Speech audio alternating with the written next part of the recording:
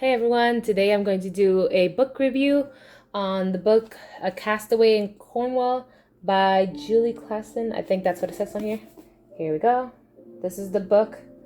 This is actually the first book that I am able to read on my own with my reader device that I use.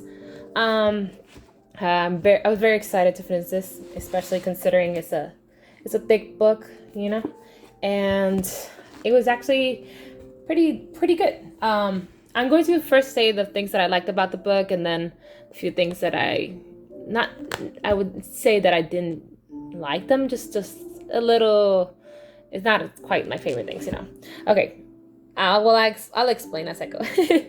Basically, the first thing that I like, this is a historical romance kind of book, and I'm not sure if it has any other genre on it, but the story is about the character you see in the picture, Laura, basically, and she's a castaway just because her parents basically left her somewhere. I'm not gonna say where, so you guys read the story, but they left her somewhere, and they went off somewhere else, and basically kind of like abandoned her in a way to her uncle and aunt.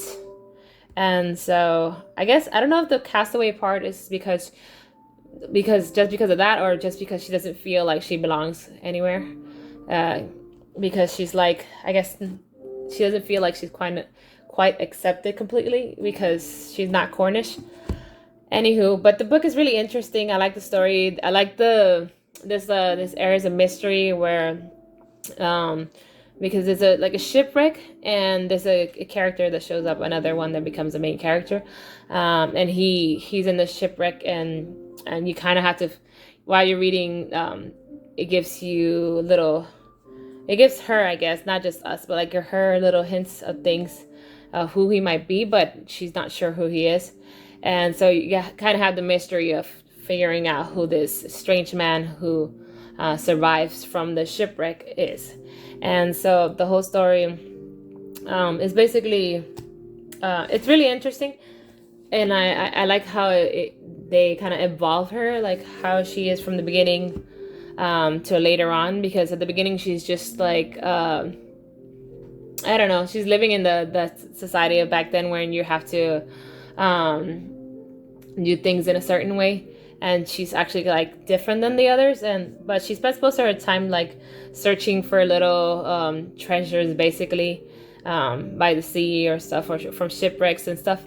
And but I'm not gonna say too much of the story, but I like her character. I like how she kind of grows and how she gets I know that you can kind of feel from the beginning that she's a little strong, but you feel that a little bit more as it goes and as it progresses. And I like the Christian message of it, of where she has to decide if she forgives or holds on to the pain that she's had for years and stuff.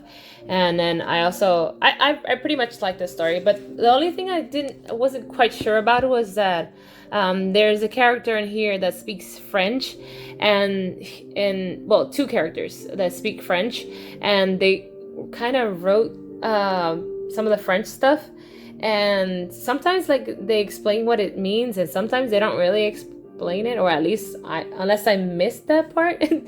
But like I was confused, and I'm like, okay, I'm not about to go Google searching to try to figure out every time they put out a sentence in French. But and the only other thing that it's not that I didn't like, but I was confused, was that there was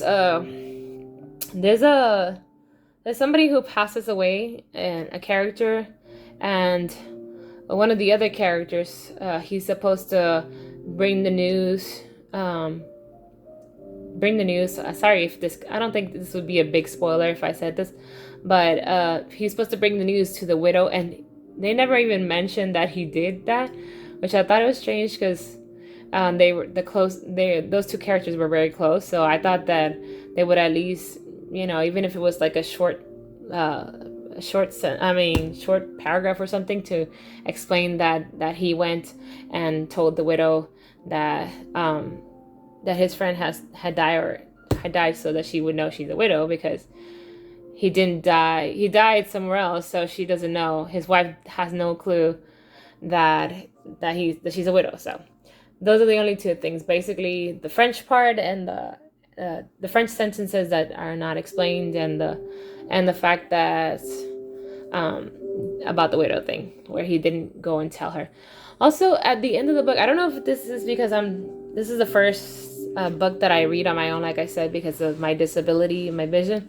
I have to use a reader, but I don't know if it's just me, or because I've never read physical copies much. But anyone, feel free to tell me in the comments, do they, like, when you finish the story, do they tend to add another piece of a whole nother story that has nothing to do with this one? Because when I finished, it has like the, when they say thank yous and like all the research they did and stuff, and then because it's historical, and then they started telling another story, and I was like confused, and I was like, wait, what is this? So I'm reading, it has like 3 pages or something of a whole nother different story, and I didn't even notice. And I was like, okay, I don't think it's the same story, but I still kept reading it. It sounded interesting too, of course. But I am curious about that. So if you guys know if they do that in other books, please do let me know. So I'm not like all clueless about it. But overall, I really, really liked this book. I enjoyed it. Oh, there was one more thing. Back then it was like very like, it wasn't proper to like be alone with someone. It was very strict on how it is things. And I was wondering about there's one scene where they, I guess it's not like they show anything bad, but like one of the characters gets tempted because they just kind of show a little bit of a shoulder. But the way they described it, it was a little like strange to me. But that's about it. That was just more like strange.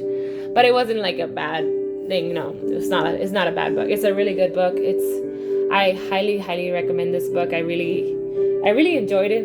Right now, I don't know if you can hear it, but I am playing the music that I was actually playing every time I read the book, and it just kind of made me feel I was in there, like, especially because the story, most of the book is basically around like ships and shipwrecks and ships, traveling in ships and stuff. So, and I normally don't read stories too much about that, but this was so interesting that to be honest, it was so interesting that it just kind of made me think that I probably should look into other stories that have ships and shipwrecks. So again, I highly recommend it. Castaway in Cornwall.